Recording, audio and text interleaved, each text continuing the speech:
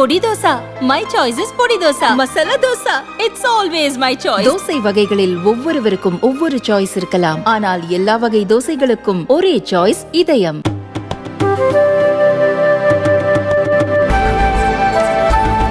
பயங்கரவாத அமைப்புகளின் பட்டியலில் இருந்து லெபனானின் ஹெஸ்புல்லா அமைப்பின் பெயரை அரபு நாடுகளின் கூட்டமைப்பான அரபு லீக் நீக்கியுள்ளது. எகிப்து, சவுதி அரேபியா, லெபனான், சிரியா உள்ளிட்ட 22 நாடுகளை உறுப்பினர்களாக கொண்ட அரபு லீக் ஈரானால் உருவாக்கப்பட்ட ஹிஸ்புல்லா படையினரை பயங்கரவாதிகளாக 2016ஆம் ஆண்டு அறிவித்தது.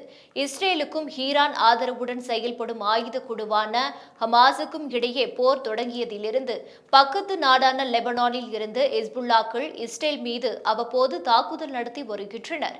அதற்கு பதிலடியாக ஹிஸ்புல்லாக்கள் மீது இஸ்ரேல் ராணுவம் வான்வழி தாக்குதல் நடத்தி வருகிறது. இது இரு தரப்பிலும் முழு போர் வெடிப்பதற்கான அபாயத்தை ஏற்படுத்தியுள்ளது.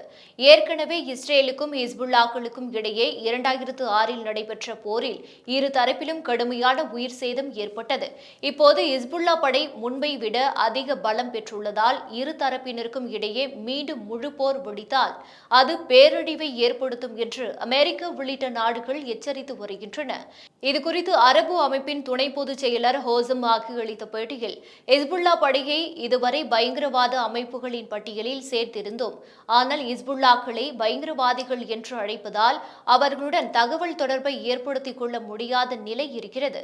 அந்த நிலையை மாற்ற பயங்கரவாத அமைப்புகள் பட்டியலில் இருந்து ஹிஸ்புல்லா ஆயுத குழுவினரை நீக்க உறுப்பு நாடுகள் ஒப்புக்கொண்டுள்ளன என்று கூறினார்.